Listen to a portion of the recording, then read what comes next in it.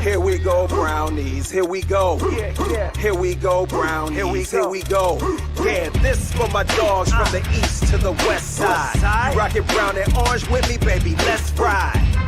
Represent the land, let them know. Tell them, here we go, brownies. Here we go. Yeah, here we go.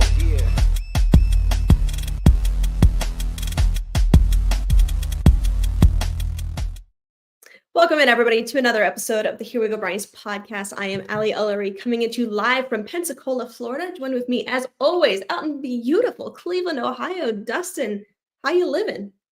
Well, it's not beautiful. It's cold. No. Carson will know all about how cold it is. He's down there in Columbus. He's shaking his head. I can see him. It's cold, Ali. It was 14 degrees as a high today. So you get to enjoy that wonderful Panhandle, Pensacola. What was it, 75 today there probably? 80? No, not quite. It was pretty chilly this morning. It was in the 50s. Oh, I'm sorry. I would die for the 50s right now. Cleveland's been cold. I think everybody's ready for this winter to be over. But no, it's just I got lucky last winter, Ali. We all know this. It was a mild winter here, and everybody's like, just wait. This isn't the real stuff. Wait till you get one of these really off the lake. And you know, Ali, for me, it's the wind. It's the wind that comes off the lake. I can deal with cold, but when you put 20 mile an hour of wind with cold temperature, like I'm just done. I don't want to do any more of that. It's like I don't have to. Yeah, that sucks. Yeah. And my dog hates it. He hates it. He this is the imagine going out there with your bare feet. You know that's not good. Yeah, right? No, I completely recognize that you know I have it pretty easy down here in Florida. I appreciate what everybody is going through. It really sucks. As you know, my dad he's in charge of snow control for Stark County. So he has been working endlessly.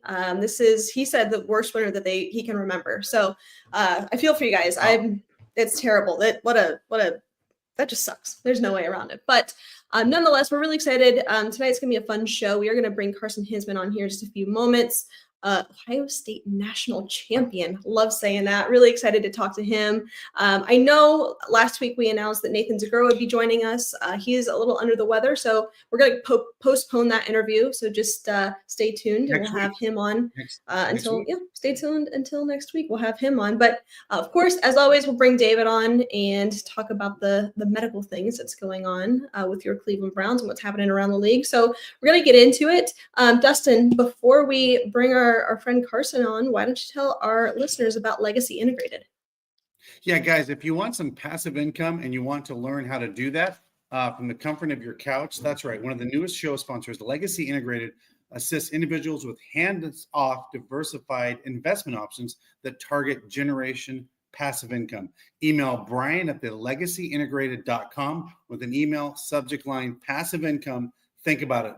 No trash, no toilets, no tenants. Their focus is hands-off, passive income that you can learn about today. There you go. This interview with Carson Hinzman is brought to you by our friends over at Stadium Mustard. Guys, if you don't have Stadium Mustard in your kitchen this season, you're doing it wrong. The iconic brand, the iconic taste, beloved from ballparks to backyards and everywhere in between. Stadium Mustard is a smooth brown mustard rich in both taste and tradition. By the way, loved by millions. So be sure to head on over to stadiummustard.com to shop. Now, let's bring him on. National champion Carson Hinzman. Carson, how's it going? Doing well, guys. How are you guys doing? Great. Can't complain. Is it just as cold down there in Columbus as it is in Cleveland? Oh yeah, no, it's pretty chilly. I drive an Oldsmobile, so it was kind of reluctant to get started this morning. But it's a heat wave compared to back home. My mom texted me. She's like, "Yeah, we were off school today." I was like, "Well, why is that?" She's like, "Well, it's negative 35." And so I was like, "Well, that makes sense." What? So, yeah. Negative 35. That's egregious. Oh yeah, I mean our high school didn't close until it was below negative 25. So I mean we'd be out of recess before that. So it wasn't nothing too crazy. So I'll take down here any day. So this is great for you. You're like, I can deal with this anytime. That's crazy. Oh no, this is heat wave. I'm still rocking shorts and sweatshirts. So it's awesome. Classic. I love it. Carson, let's kick it off. My first question to you is, how does it feel to be a champion? Yeah, I mean, it feels awesome. It's honestly such a surreal feeling. I was literally talking with, my buddy Teg this morning, and it was just like, yeah, like it almost feels like it hasn't hit. Like playing, like actually in that stadium, is just super surreal. I mean, even while playing, it felt like a dream, and it's just odd to think, a month ago today we were at, finishing up a Thursday practice and stuff like that. So I don't even know if it's exactly, hit yet, but super grateful, super blessed, and yeah, no, it feels awesome.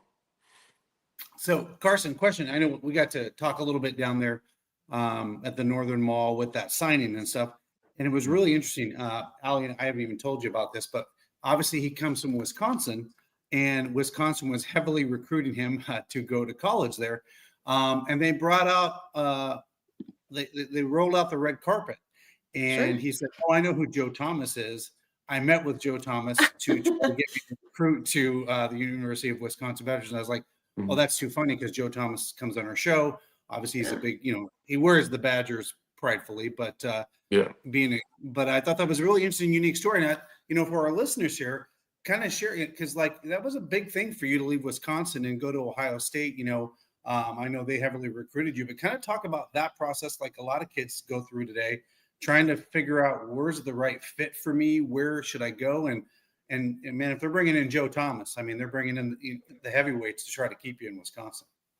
Yeah, for sure. And I think that was definitely one of the harshest decisions I think I've ever gone through in my life, especially up to this point. And so, like, being a kid from Wisconsin, like growing up a Badger fan, like having all my clothes Badger, my room was Badger, my mom used to paint on her windows for her birthday. That was always Badger related. Me and my dad used to go down to every Badger basketball camp, football camp, and then to not go there was hard, for sure.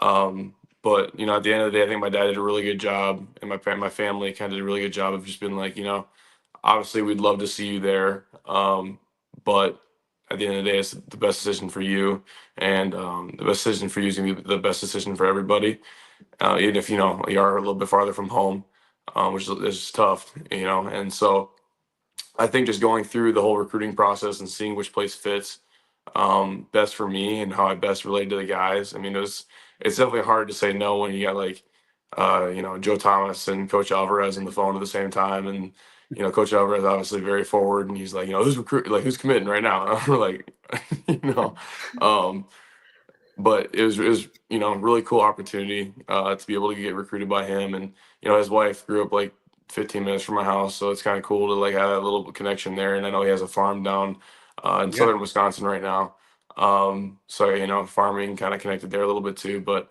yeah, no, it was an honor to listen from him, from those guys. But at the end of the day, it was the Buckeyes for me, and so I've never looked back. Obviously, made the right decision, so we'll stick with that. So talk to us about that recruiting process. How involved was Ryan Day in landing you? And what's it like to play for Ryan Day? Obviously, I know there's a lot of changes going into this next year. New offensive coordinator, knew a lot of things, but what's it like to play for Ryan, and what's your relationship like with him? Yeah, I mean, sorry, people are starting the car on the side of us. But anyway, no, he's a great coach. He does everything he can for his players, and I was kind of like taking a few steps back from when I first got to campus. Obviously, he was the play caller and kind of that kind of stuff, and I was starting to loosen up on the reins a little bit. But no, he's been a great coach. He's been a great guy to go to. It's kind of funny, he came and visited me one day for a recruiting visit in my high school, and nobody knew who he was. Because obviously you're a Badger fan. Like when Coach Chris comes, like everyone's freaking out, but when anyone else comes, I have no idea who he is. Um, but he, has always been there for his players. Even with like our player-led meeting before or after the Team North game, like he was always there. He takes criticism well. He does a good job of like, look, like it's obviously like we didn't win, but we're gonna figure out why or what we can do to win this next game. And I think the best thing he could have done for our program going into the playoffs was say that we're going to play for one more week with each other. And the way he kind of constructed that, I think, made us as good as we were in that playoff run. And so I think he's done a great job of that. And, excited to see where he goes this next season. I know it's a little bit different. We got like 3 or 4 offensive coordinators now in the room. But yeah, no, it's been good. I mean, my relationship with him has been really good throughout my years here, and I'm extremely blessed for him to give me an offer. So, glad to play for him. So question I have for you: you come from a very small farming town in Wisconsin, and you go to Ohio State, big city. You've talked about how that culture shock kind of set in and stuff like that. And I have a little fun story here that you grew up with your grandma and a Mustang. And I think that's kind of cool because I grew up with my mom having a Mach 1 Mustang.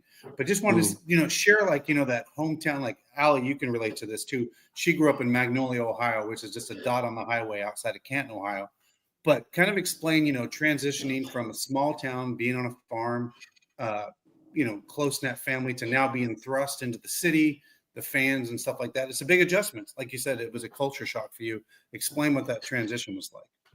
Yeah, for sure. And I think, a lot of what helped me, go through that culture shock was the guys around me. And, being from a smaller town, I didn't even really live in the town. I lived in an unincorporated town that was called Hatchville. And the closest town to us was Elmwood, where my dad went to high school. I had around 500 people.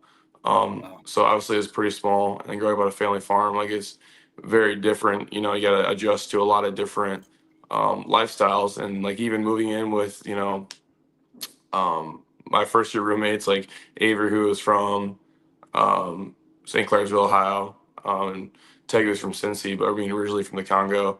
And then Deontay Griffin, who, obviously Archie's grandkid. Obviously it's just very different. And so it's just cool to learn. And I think for me, being really open to learning is really helped me a lot. And the interesting thing is I always sit back and take it in sometimes because my best friends, Teg and Hero, both are immigrants. Teg's from the Congo, Hero's from Germany. My girlfriend's from New York. One of my other best friends from Florida and Arizona. And so it's there's nobody that I would have originally known. And I think I'm really proud of having that friend group with me and that supported me all the way through here. And even Donnie isn't, is from Houston, Zen's from Indiana. Everyone, especially in the O line, is just wherever they were, came together and stuff like that. To be able to lift me up and keep me together has been really important for me. So that culture shock wasn't as big of a deal as I thought it was going to be, I guess, coming in. So let's talk about that group, that offensive line room.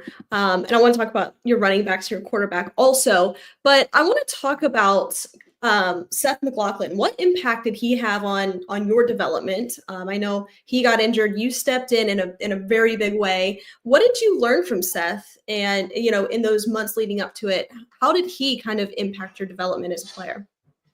Yeah, Seth is one of the most knowledgeable guys I've ever met. Obviously he's been through a lot of change. But obviously at first I wasn't, the most accepting of him coming in, but he Sure. Definitely showed me what how to take the reins and how to, be a really good center and what it takes to be an elite center and what it takes to be an elite ball knower. He knows everything. He's extremely knowledgeable. He plays the game the right way. He works really hard.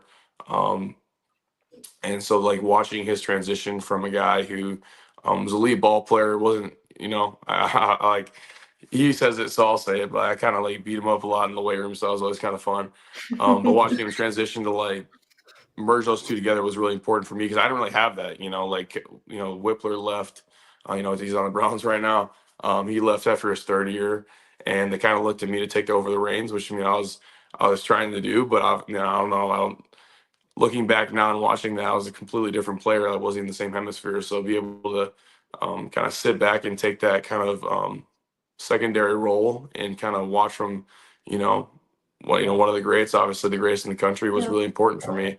And so the way he's continued even today to kind of, spread that knowledge and influence us here at the Woody, he's still around right now, has been super important. And, I'm super grateful for him. And what he's done for me and what he's done, obviously done for our program with his Remington. So it's been cool. Yeah, really cool. And I'd like to pick your brain a little bit about your running backs and your quarterback. Obviously, Howard comes in and, now he's a Buckeye legend. But he later on in the season really picked up, making plays with his legs, his running ability. Obviously, we know about Trey and Quinshon.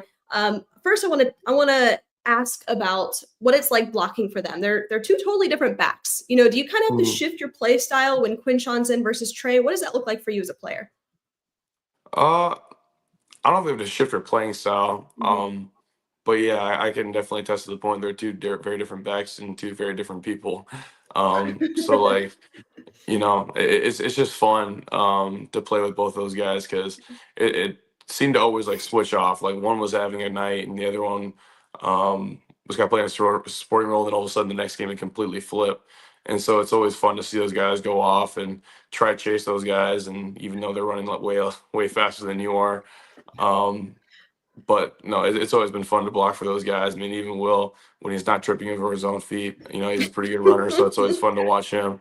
Um, but yeah, no, super thankful. It definitely makes our job easier for sure. Yeah. Yeah.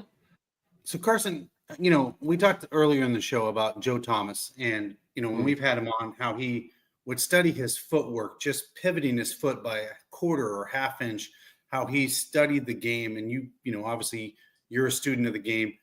As you get ready for more than likely your final year at Ohio State, who do you emulate and look up to in the National Football League to, look at that kind of transition, that you'll probably more than likely be playing on Sundays in the National Football League? Is there someone specifically that you emulate or try to? Because now I see videos out there where you're right back at it, working on your footwork and your stance and everything, like you're a student of the game. So I'm just curious what that routine looks like for you as you prepare for this final year at Ohio State. Yeah, and obviously there's a few guys that we kind of like go over and watch, and for me, I mean, like every other center ever, Jason Kelsey's a big one. And watching him being low and fast and athletic and super flexible has been really cool to not obviously emulate because no one can emulate that, but try like little things he does, like the leverage he uses is really important. And even the guy who stepped in for him right now, like Cam Jurgens, is an absolute like beast. I mean, he's super fun to watch.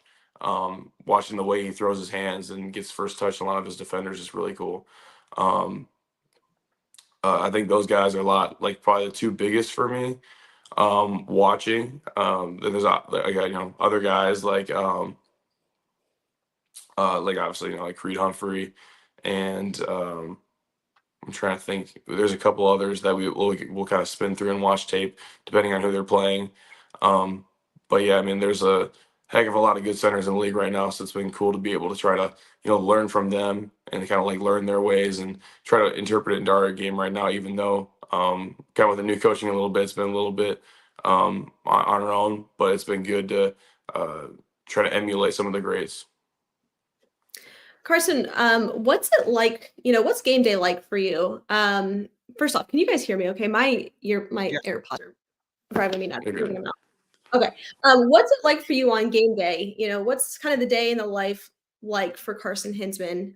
Walk us through what a typical game day is like. Let's just say noon kickoff. Noon kickoff, okay. So noon kickoff, we don't have open breakfast, which kind of sucks. But love a good Fox kickoff, especially when you have freaking 13 of them in 1 year. But yeah, no. So usually noon kickoff, we probably wake up around like 7. We're down in the hotel. We usually get up about 10 minutes earlier than the door knock, because one thing you gotta be ready for is a knock. As soon as he knocks, you want to rip the door open and kind of sprint out. I remember the first day I did it, like Coach Fry's coffee went everywhere. So you do that, you run out, you get ready. All the guys are kind of usually out there already. We're blaring some song. I don't know what it is. If it's Basket Case by Green Day or something like that, or some King Von song or whatever. Like we're doing that. Usually we'll have a coach that comes around with smelling salts, getting everyone ready because it's early in the morning. Everyone's yelling in the hotel, waking everybody up. So obviously, if it's the new kickoff, I don't really recommend staying downtown Columbus. But we go straight from there downstairs to get our championship water, rip that. Everyone's fighting over the waters. Everyone's getting wet. It's fun. Do our juice tunnel. And we get like from there we go straight into meetings. And so it's pretty fast. It's pretty quick. Kind of get rolling. Get your blood moving a little bit. Get ready. And the good thing about a noon kickoff is exactly what you're going to eat. Because for me, I eat the same thing every time for my pregame meal. It's just buttered noodles and chicken breast, like just super simple, super beige meal. Not a lot of character in it that can mess me up. So do that. Go back up, change real quick, just get your tips open, get your last couple minutes of studying in, get your mind right, pray. Sometimes it's a later kickoff. We'll have like our Bible study groups. Um, but if it's a noon game, we kind of do that. Come back down for hype video, which I wish we could release because those are freaking cool.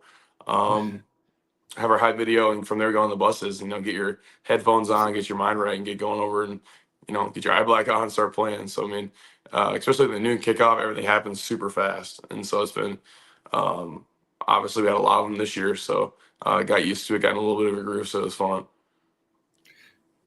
Carson, I have a question. Like, what we watched this last offseason with the Ohio State Buckeyes and what the run you guys made was kind of unprecedented. You have that Michigan game, and then you guys internalized and turned that into such a positive thing. And I say, when's the last time a college football team has got a road, a home game, and then went on the road basically into hostile environments on the West Coast at the Rose Bowl and then Texas, and then obviously the neutral field?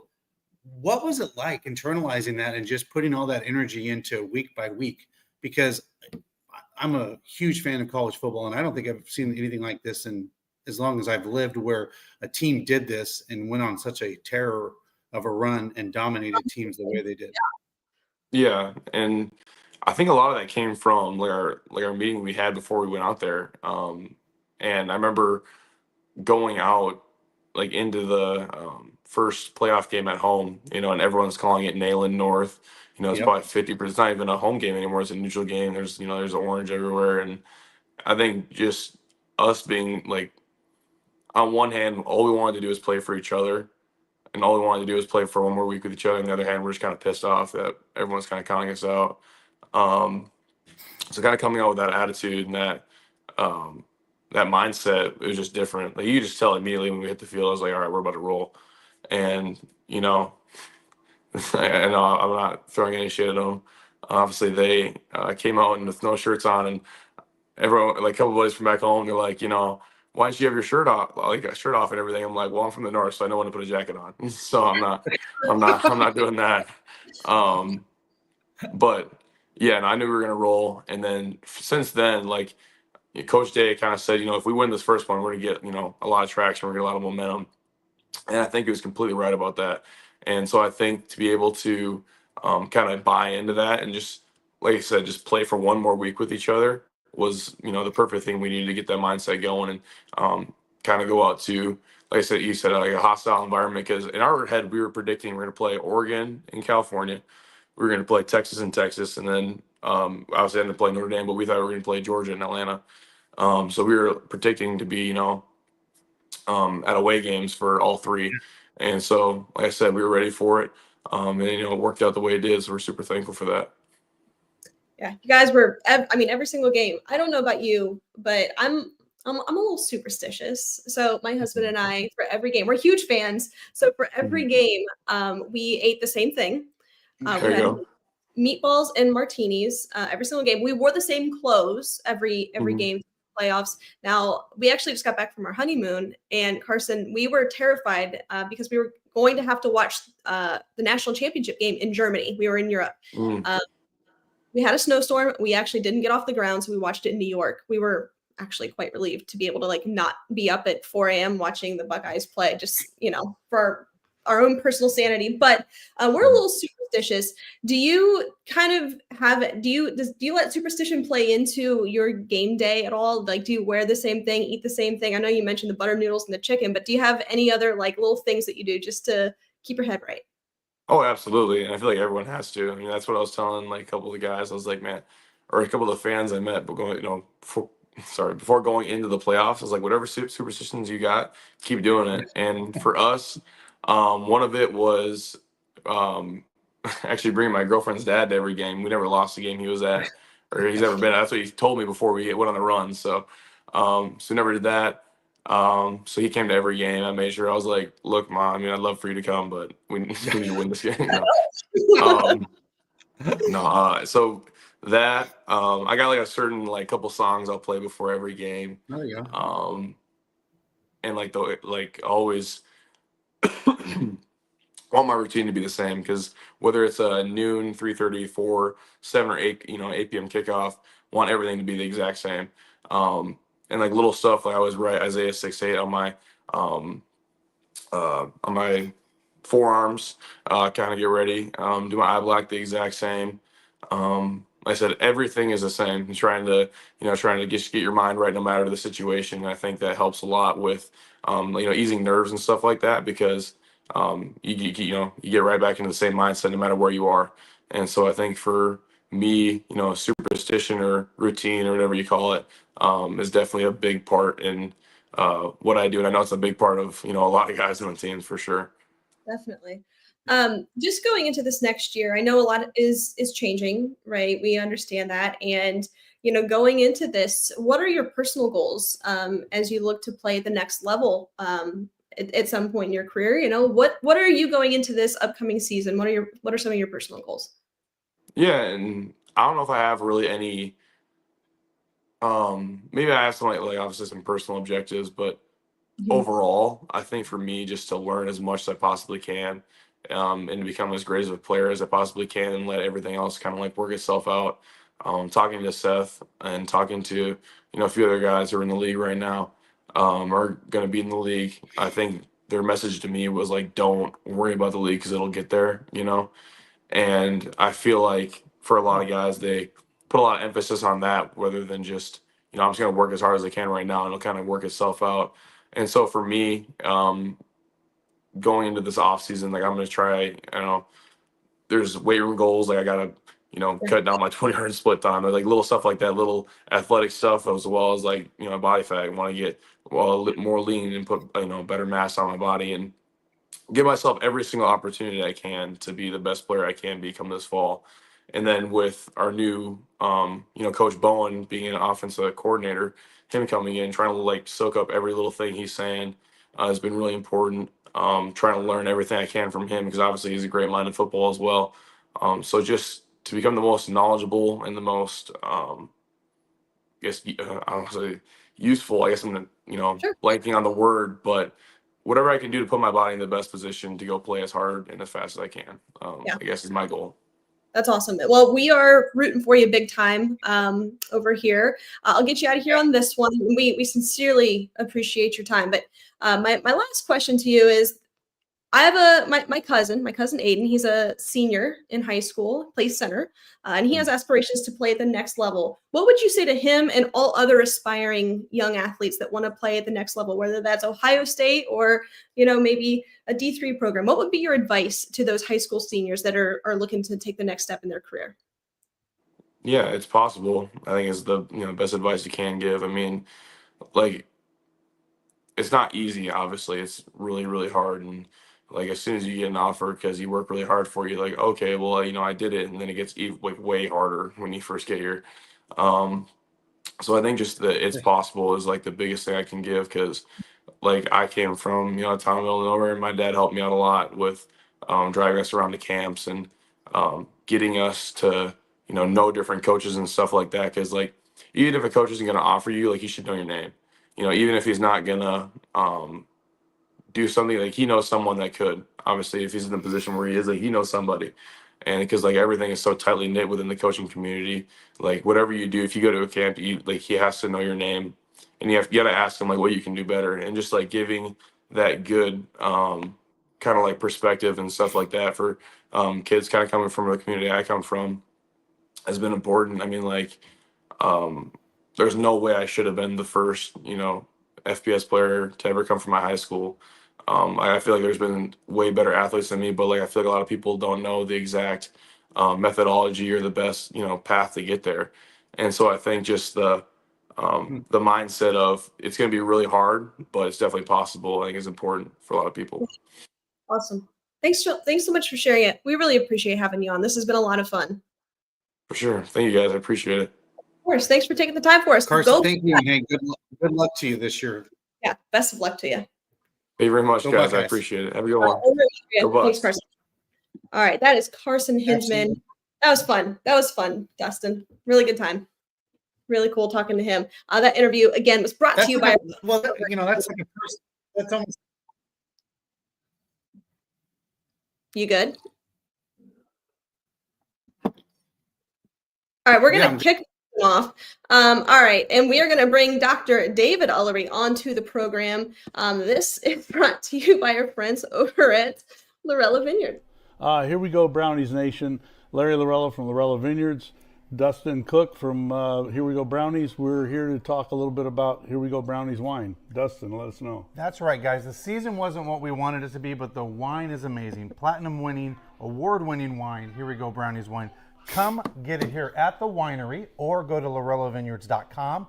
And remember, a portion of every single one of these bottles goes to the Greater Cleveland Food Bank to help those that are in need and hungry. That's right. Here we go, brownies. Here we go. Woof, woof. All right, let's bring him on. Dustin, we good? I think we're back in action here. Yeah. All right, joined with us, as always, Dr. David Ullery, the husband of the program. Hi, David. Hi, Allie. Hi, Dustin. What's going on? What's going on? How you living? Living great. Hey, doctor. How you doing? I'm wonderful. It's a beautiful night here in Pensacola. We love it. Yeah, we love it. All right, I was David, just going to say, Carson said he's. Go ahead. Do I have a delay? Who's the delay here, David? Is it me or is it Dustin? I think it's Dustin. Okay. Right. I can't tell. Dustin, you want to like, I don't know. You seem okay right now, but if you start to delay again, Dustin, I'm just going to kick you and maybe like refresh the page or something. Okay. We'll see how it goes. But I think we're good for the moment. But anyways, Dustin, you were asking David something about Carson. I'll let you take it away here. Yeah, like he's, saying he's working on his size and everything. He's already 6'4" and 300 pounds. I mean, man, you put another 10 or 15 pounds on that frame. That's a big. I mean, I walked up to him. I'm 6'1", and I was like, he's a big dude. So, but I thought he brought up something really interesting, Allie. The fact that a lot of athletes don't know the method to go become a great player. Like, he brought the point up. Like, I feel like there's been better athletes from my school in the past. They just didn't know how to project themselves and do that. I thought that was a very interesting, which is kind of true. Well, we even see that sometimes, with rookies coming into the league, they have to learn how to be a professional. They have to learn how to be a winner. And even at the high school level, you have to learn how to get the most out of you and being your best self, the best version of you, physically, mentally, emotionally, all of it. So it was really cool to see him kind of paint the picture for us in regards to that. Now, David, a lot of players right here, right now are doing that. Some of these guys coming out of college that have declared for the draft are going on this week to the combine to put themselves in positions to get drafted, get the best version of themselves. I'm curious to talk to you about kind of the medical aspect of the combine. Yeah, and I know, we definitely talked about this at length last year, but we will every year just because it's always a fun refresher and fun to look at as we prepare for it. And, going back to how the combine started, the exact history, I can't recall right now, but I know ultimately it started as more of a medical examination than an actual football athletic test. And really it's weighed and valued much more heavily that way as well. It's important to have these guys test their strength and their speed and all those things, but really what these players or what these programs are looking at are these guys healthy and can they, pass examinations and be a fruitful employee for us. And so one of the things that's interesting that I looked into this year is that brings up a bit of a controversial question because, if you're, just a non-athlete going to look to find a job somewhere and you go through the pre-employment process, while there may be some screening, employers can't really ask you, do you have any medical conditions? They can't have you disclose a disability just because of the law set in place by the Americans with Disability Act. And so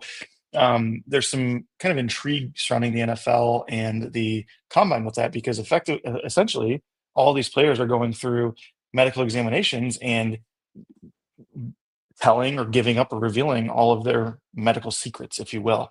And so there's kind of been some question about that. And, there's a couple instances where we've seen that really hurt players because of something that came out in an exam that they weren't aware of. But the ways around it, there's a couple from this Forbes article that I was reading that say, while the ADA bans pre-employment exams, it does allow pre-employment inquiries into the ability of an applicant to perform job-related functions. So an employer might explain the physical rigors of the job and then ask the applicant whether he or she could perform those functions. And that's sort of one loophole or way the NFL kind of, is, I wouldn't say waived from this, but kind of gets around sort of these pre-employment questionnaires or examinations.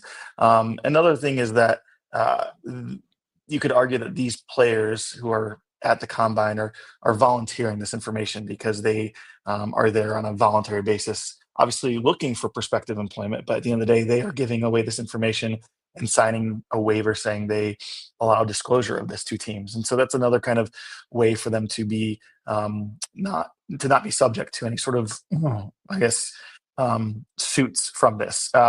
Another defense is that the combine is not actually put on by the NFL, but it's put on by an organization called National Football Scouting. So they're the ones conducting the exams, and the clubs, the NFL teams themselves, are not in violation of the ADA directly. And at the end of the day, if you're a college football player looking to go play in the NFL, you're not going to make a complaint about this. I mean, if you do, you're antagonizing 32 different employers in a very, very competitive industry.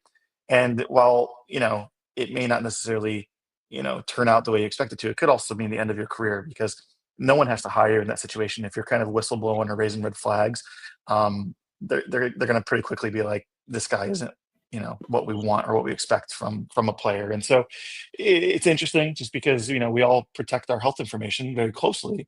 But this is a professionalism or a profession where health is one of the vital features of it. And so it's a very kind of interesting topic to go into, and there's not a ton out there about it. And so I just thought that was something interesting I came across that I want to bring to your attention. Yeah. Interesting. And I think you're right. Like, players aren't, this is such a fine line, because in the real world, you can, even if you really want the job, it's still like, ooh, this isn't right. I shouldn't be disclosing this information. But, playing in the National Football League is the dream of all of these players, and it's life-changing money. And most of them are willing to, disclose that information just for the sake of being able to play in the National Football League. I'm curious, if other, what like the NBA combine medical examination is like in respect to NFL and what that looks like. I think it's really interesting. It's a really interesting conversation. Yeah, and I found a little screenshot of the full schedule, which I think is just cool to get a little bit more information about what the actual week looks like. So it starts on Sunday with the early arrivals of kickers, defensive linemen, and linebackers, and it's broken down into position groups every day after that. So they show up Sunday. Monday's like registration and like pre-exams and orientation. And then Tuesday, for this group, they get their general medical exam. And so that's just kind of head to toe. Listen to your lungs, listen to your heart, listen to your belly, push on your belly, make sure there's nothing internally or just kind of generally speaking that is causing an issue. And that's where things like non-orthopedic related injuries or illnesses or things can come up. So if you probably get some blood work done, make sure there's no issues with any sort of blood problems, whether it's a disease or an infection or something like that. And then the following day is when they have just specifically the orthopedic exam. Because obviously that's the main issue or the main injury. That's the primary cause of injuries in all of sports is orthopedic related. And so they have a full exam dedicated to just that. And these are independent physicians. These are physicians employed, I believe it used to be by the Indiana University. I'm not sure if it's still through IU or if it's another entity in Indy, but it's independent physicians who conduct these exams. And then after that's done, every team's physician has the opportunity to examine players as well. So that way they get sort of an objective report from a third-party physician. And then if there's more questions about a specific player they're looking into, they can do further examination with their own team doctors. Next week is when a lot more of the news and the information will come out. If there's anybody who's going to try and withhold from exams or not get MRIs, I know there was a big deal with Caleb Williams last year if he was going to participate in the exams or not, because again, it's voluntary. But if you say I'm not going to participate, well, then why not? Like, are you hiding something? Is there something that you don't want revealed? And is that going to lower your draft stock? And so hopefully, not hopefully, but not hopefully, there's more news next week on the show leading up to the actual footage of the skills testing, just so that we can have a little bit more insight into this year's draft class, and if there's anything sort of controversial, interesting that's going to come of it. Yeah. Just another medical related item here. Larry asked, what do you expect out of Nick Chubb in year 2 of his comeback? I think from from the knee perspective, I think he's going to be fine. We know that he came back and was playing, and certainly wasn't the Nick Chubb that we had seen in years past. But again, he's less than a year removed from a staged procedure to take care of meniscal as well as ligamentous injuries. And so his foot's going to recover just fine. I'm not worried about that. It was a bony injury. It doesn't seem like it was a big deal. And he's going to come back. I mean, I promise you, if there's anybody working hard this offseason to come back, it's that guy. And nobody's going to work harder than him. And so I anticipate that we'll see, probably what do you want to call it? An improvement or kind of an elevation of his play compared to the games he played in last season. And I'm going to remain optimistic about his chances of being closer to true form than he was this past season, just because it's another off season to recover, another off season to train and get stronger, and just to really put himself in the best position to succeed for however much longer he's going to play in the league. Interesting. Dustin, what do you got? You got anything? Yeah, so let's talk about this. Like, you just brought up a really good point. Like, some of these guys just purposely decide not to go to the combine. Like, and it's more of, maybe they are worried about their 40 time or their physical stuff. I found it really interesting. Like, so Hanford brought up a really good point on his show last week. When he was at the combine, he ran his first 40-yard dash, and it was like 4.2. And they said, "Hey, we want you to do that again." He goes, "Hell no, that's great. That 4.2 is perfect." And he refused to do it again. So you're right. There is some risk reward when these guys go there, because what are they going to do? Average the 2 now, like on a 40-yard dash and all those things. So it's interesting with the combine. And I don't know. I just feel like there's more players, at least it seems like, aren't seeing the importance of the combine as much as in the past. And I'm just curious, David, from the physical standpoint and just from the gamesmanship of, doing these, clocking these guys, what do you think of that? Because there is some guys that are just like, I'm just not going. I know I'm going to be drafted in the first round no matter what. Okay, maybe I don't go at 10, but I'm going to be at 15. Like, it seems like some of these guys are just opting out for reasons like that. I'm just curious what your take on that is. Yeah, obviously the most common reason or obvious reason for opting out would be any sort of injury related issue. But players who have a pre-existing injury and are recovering from something like a surgery don't get an invitation anyway. So, I mean, think of like we talked about on the show, or like you guys talked about Carson Hinzman with Seth. Like, he's recovering from an injury, so he's not really able to participate in the combine as it is. So, in those situations, that's pretty understandable. I mean, in terms of like full out, like just healthy scratches, opt outs, I don't know if we're seeing a huge uptick in that. I mean, at least just with a basic search here, I'm not coming up with like a big list of people opting out so far this season. Now, obviously, that news may not be released yet. And I mean, I think if you really want a good chance at getting a high draft pick and getting a maximum rookie contract, like, you're going to be there.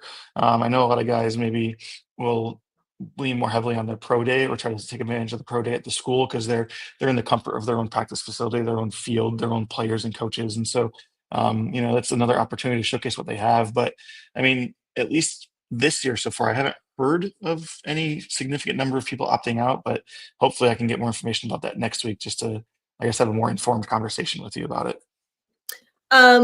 So this isn't medically related, but just something I want to talk about because I think it's an interesting conversation. And, I want to talk about betting a little bit, but here are the betting odds for potentially the next location or destination for Myles Garrett. So I just want to throw some of these at you guys.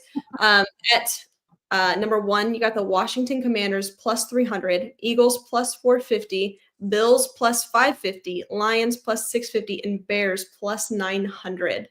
So I guess I just want to say, like, based off of this list and what you guys have just in your heads, I don't really necessarily want to say, well, like, what's best for the Browns, but if you're Myles Garrett, where would you want to go?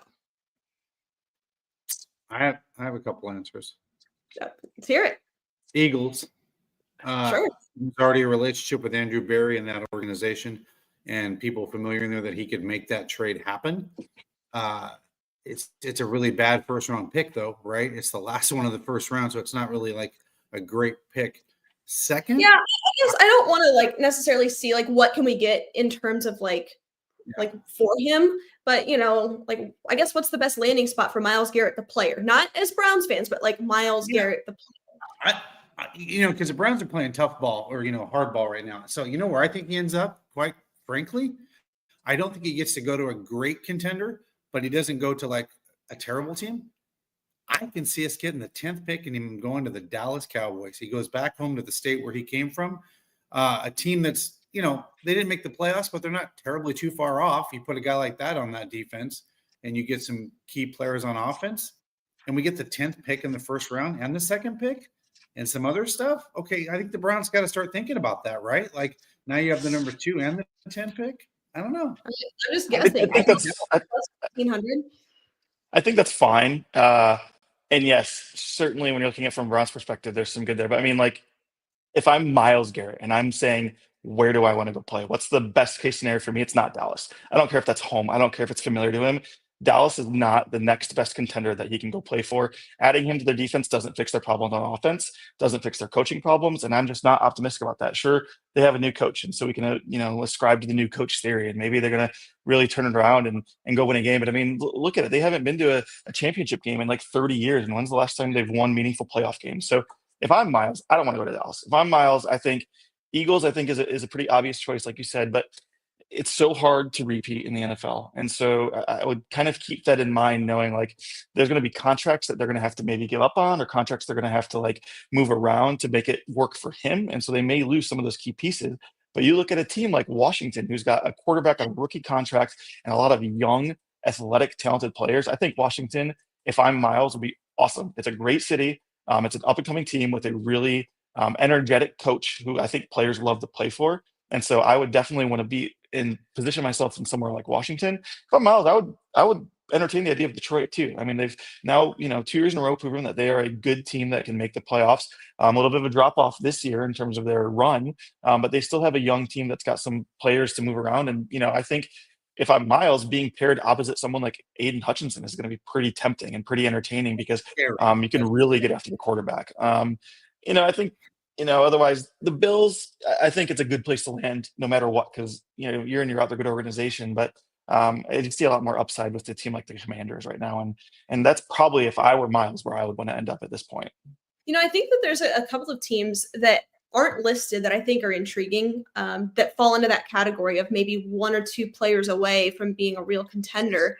Buffalo comes to mind. I know they're on this list, but they with, Von Miller, he's 88 years old.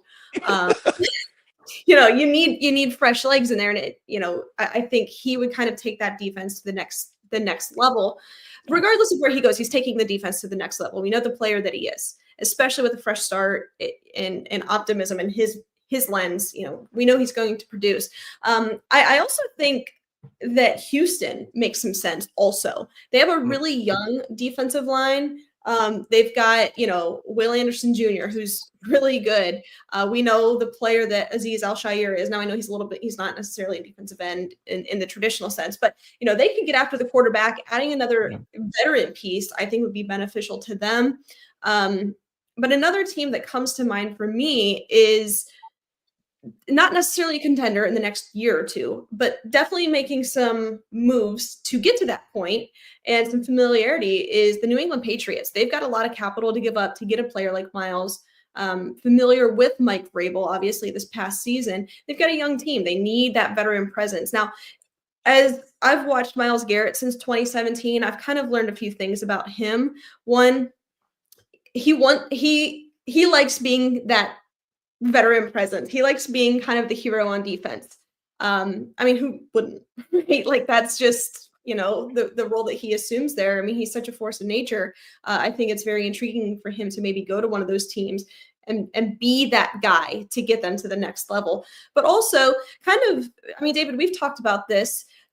I guess this kind of sparks a conversation here. Does Myles Garrett play better when he isn't paired with an elite pass rusher? Now, we've never seen that necessarily with the Browns. Obviously, Olivier Vernon was not that. Jadeveon Clowney was not that. Some key pieces this year that played really well. Alex Wright was good when he was healthy. Like, we've had some guys that have been able to produce, but it also allows Myles to just be Myles and be the number one threat. I think sometimes when he is paired with maybe an elite defensive line, we see him kind of drop off a little bit. And because the way that I almost just said Jim Knowles, Jim Schwartz has used Miles and Greg Williams used Miles in a very versatile role. You would see him lining up all over the line of scrimmage. You would see him standing up in a three-point stance in the interior of the defensive line, drop back in coverage, and that's where Miles succeeds. Now, if he's really there to just be a dominant pass rusher, I don't know that we're going to see the best of Miles' career. So I'm curious. I don't know. So I don't know. I just thought that was interesting. These betting lines come out. Yeah, as I look at it, I think first and foremost, I think they're going to try to avoid the AFC at all costs, and try to ship them off to the NFC, just because. I mean, I think it would be a really hard pill to swallow for the organization after they gave up 3 first-round draft picks to the Houston Texans and to ship him to Houston. And then if he won a Super Bowl with that team, I think that would be – I think this fan base would come uncorked. They'd be like, well, why don't we just keep selling players off to other teams to win Lombardi trophies? But Philadelphia does make sense. I agree with Houston. If you put them the opposite, that is terrifying if you're a team going up against the Lions, having those two guys healthy on both sides. And the only reason I say Dallas is because they're not terrible, but they're not here. Like, they're kind of in the middle. Now, to your point, David, the Commanders have the most cap space. I think it's $40-some million. So they, from a standpoint that could give him a long-term contract, like maybe his last one, a very lucrative contract. Yeah, the Commanders can definitely restructure his contract. But here's the thing I know about Dallas. Jerry Jones is pissed off that they haven't won a Super Bowl. He's also pissed off that they haven't been in the playoffs. And I can just see him get desperate enough at 82 years old that he's like, I don't got very many years left. I'm going to bring Miles in. I'm going to give you this pick, and I'm going to go build an offense, right? I'm going to go build that offense and bring a defensive guy in. I could see that just because Jerry Jones does those kind of things. That's kind of Jerry's thing. Like, it's just Jerry is kind of his own beast. That's just what he does. And I could see him trying to build that defense and then figure out the offense. But it's just. Yeah, maybe. All right. I want to transition because you mentioned salary cap. There's something that we need to discuss when it comes to that. But real quick, David, why don't you tell our listeners about City Barbecue? I'm just kidding. I will. Oh, whoa. Panic a little My bit. heart just stopped. Go ahead, Dustin. Sorry. He just rolled back and said, what is happening right now? Hey, I got to keep you on your toes. Guys, if you are looking for award-winning barbecue, whether you're getting it catered or you just want a good lunch or good dinner, head on over to City Barbecue. They have award-winning sauces. I mean, my goodness, you can get a smokestack, a brisket chili bowl. Can I interest you in that? A Dirty Bird sandwich? Come on. They got it all. Head on over to City Barbecue. It's bread pudding. Bread pudding. What a delight. So we were informed today that the salary cap is going up. The NFL informed teams that the 2025 team salary cap will fall in the range of $277.5 million to $281.5 million, which is way up from last year's $255. So David and I were talking about this. Yeah, I mean, north of $20 million, which is very significant. I think that's maybe a quarterback, that is a couple of receivers, a linebacker. I mean, you can do a lot of things with this. So both of you, were you surprised to see this? It kind of felt like it came out of nowhere, but I feel like this is also something that we're going to see every single year for the rest of our years. I think they gave a gift to the Browns, knowing that we have a terrible contract that we can't get rid of, and we need a $20 extra million. No, I'm kidding. But no, it helps teams like the Browns that are, setting over the cap, right? And you restructure some guys, you let some guys go, and all of a sudden the Browns can make some moves in free agency with 20-some extra million over the cap. And we know Andrew Berry is very shrewd, and he's one of the best manipulating the cap in the NFL. He's shown that year after year. So it gives me hope as a Browns fan that I don't think we have to tear down. It's just a retool, with some of the stuff we're trying to do here in Cleveland. But, I think it tells me go draft a quarterback at number 2 and you got money to play around in free agency to bring some skill guys in, is what it tells me. Like, don't be afraid to draft that. Now, I know it's a rookie contract, but now you got $20 million to play with now that you didn't think that you would have there for that, rookie contract that's going to be for a number 2 pick. But I wish I had $20 million to play with. That'd be a lot of fun. That'd be cool. I mean, great. Yeah, that'd be nice. Very helpful. Well, you know what I do know, Allie, though? Shador Sanders, when he plays Madden, he only plays the Browns. The only plays is the Browns. I mean, honestly, same. So I guess I'm the number 2 overall draft pick. I'm gonna under center next year. That's been crazy in this town. People have went nuts since that video went viral of him saying, "Well, we know you only play one game when you play on Madden. You play the Browns." Like, he goes, "Yeah, the other teams are trash." I'm like, okay, what is it? What kind of smoke? I like the way they move. I don't know. This is crazy times, leading up to the combine and then up to the draft. It is just absolute crazy times when it comes to the NFL, and I love it. All right, David, you got anything else? For us? I mean, just kind of it intrigued me, the cap space stuff. And so I don't know if you've ever been on the website overthecap.com. It's pretty interesting because they've already updated it to the new base salary cap, kind of calling it 279.5. And so they project it out to the next 3 seasons. And just it's kind of interesting to look at, play around, because then you can look at players' contracts as well. And so, I mean, just for example, with the new base salary cap, current Browns cap space is negative 24 million. And then the effective cap space is negative 32 million for 2025 season. So some work to be done, certainly. And that kind of takes into consideration a number of things. Like the calculation here is cap space equals the team salary cap minus active cap spending minus dead money. And so the dead money hit is obviously a really big one for the Browns here at 51 million, which is, indeed the biggest in the league. Andrew Berry's he's got his work cut out for him. But when you pair that with like quarterback salaries and kind of average per year, because that's obviously the hottest topic right now. And we look at names that have been thrown around, particularly today, someone like Matt Stafford, his average per year is 40 million. Let's look at who else have we kind of discussed maybe as an option or something we'd be interested in.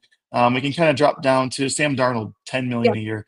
But then you look at like Kirk, he's 45, Kyler's 46. So, I mean, there's the strategy and movement involved. It's mind-boggling and then way over my pay grade. But it's kind of fun to look at. And if you've never been on that site, I encourage you guys to, the listeners or anybody, to go look at that and just play around with it and get a feel for what these organizations are dealing with on a daily basis. Well, and I don't think, David, they've equated into that the insurance policy of 20-some million that the Browns are going to get back this year. So then you're almost like at a net zero, right, with the new salary cap. That's also going to be at the end of the year, if that is the case. It's not something that's going to happen at the start of the season if deemed, that's the way that'll go. Obviously, we still don't know what that's going to look like. But in the event that there is an insurance payout for the Cleveland Browns, that'll be at the end of the season. So it doesn't really have significant impact on the salary cap as it stands today. Correct. Yep. But Patriots, Raiders, Commanders lead the space and cap space. And like you said, Patriots is very intriguing. I would like to play for Mike Vrabel. I think that'd be nice. That'd be cool. And we know they do have a winning culture over there. I know it hasn't been the case for the past few years, but there's still, I'm sure, somewhat of an intrigue to go play for the New England Patriots on that uniform. But all right, David, thanks for joining us. We appreciate it. Go Browns. Go Browns. Thanks, guys. All right, that is Dr. David Ullery, the husband of the program. Dustin, why don't you tell our listeners about the Greater Cleveland Aquarium? Yeah, guys, if you haven't been to the Greater Cleveland Aquarium, check it out. It's cold outside. It's warm inside. Check out the Shark Tank and all the different types of exhibits they have there.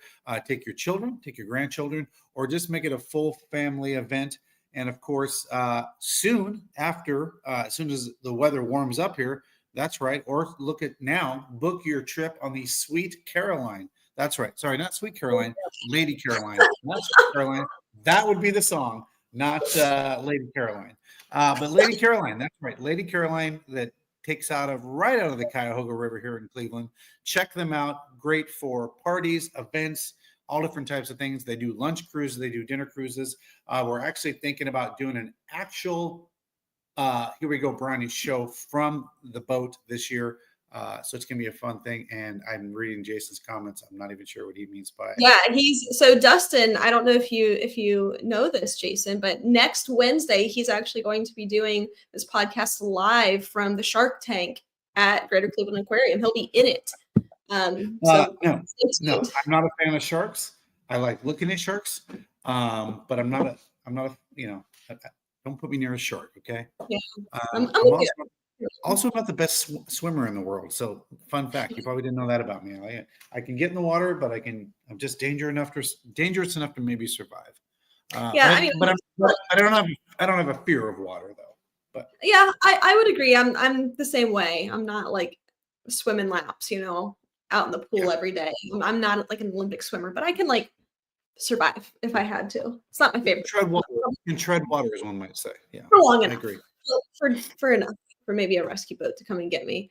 All right, Dustin. Anything else that maybe we didn't hit? Obviously, like I said, guys, we're sorry that Nathan was join us. About our newest sponsor, We Bleed Ohio. Guys, we'd love to chat about that. So guys, We Bleed Ohio, been here for over a decade in Cleveland. They now make the official Here We Go Brownies sweatshirts and t-shirts. So go out there to We Bleed Ohio. They got some really cool new calves stuff that he's made, some new designs for anybody that wants some calves gear. The new baseball stuff so by the way, David over there actually draws the actual designs. It's super cool and comes up with all these new concepts of stuff. So check them out. That's We Bleed Ohio. Lots of cool stuff over there. And if you go to the football page 2, you'll find the Here We Go Brownies hoodies and also the t-shirts. So a lot of cool stuff over there at We Bleed Ohio. There you go. Check that out. I'm on their website right now. And yes, you can get a t-shirt or a hoodie. So go check them out over at We Bleed Ohio, our newest sponsor. We're excited to start working with them. Guys, before we wrap up, also just want to tell you about our friends over at True Fan Travel.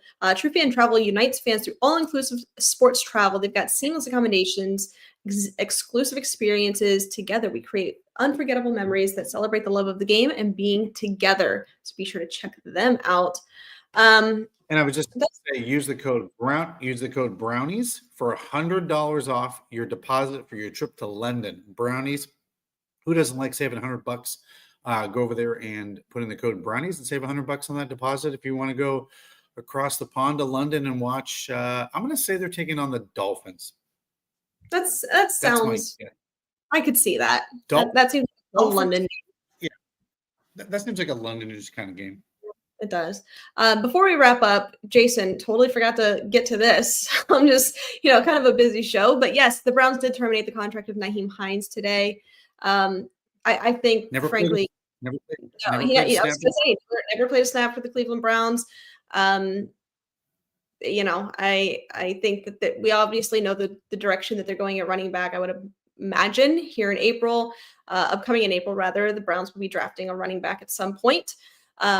Just to build that room back up. So curious to see what that looks like. Dustin, any closing thoughts as we wrap up on a beautiful Wednesday evening? No, it's almost March. I'm ready for March weather, not December, January weather. Let's go. Cleveland, it was interesting to hear Carson, like where he grew up. I mean, I don't even know.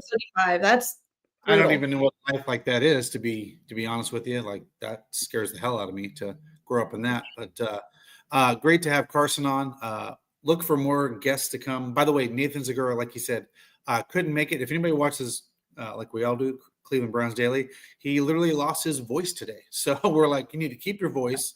We'll bring you on next week. But he's going to actually join us from the Combine, guys, which would be super cool to give us updates next Wednesday. He'll be joining us from the Combine in Indianapolis. So that'll be kind of fun. And he said, I'll have a lot more information. So even though we punted this week, we'll have a lot more information to come next week, which will be super cool. It'll be nice talking to him. All right, everybody, thanks for tuning in. We appreciate you. Stay safe, stay healthy, and as always, Browns fans, go Browns. Go Browns.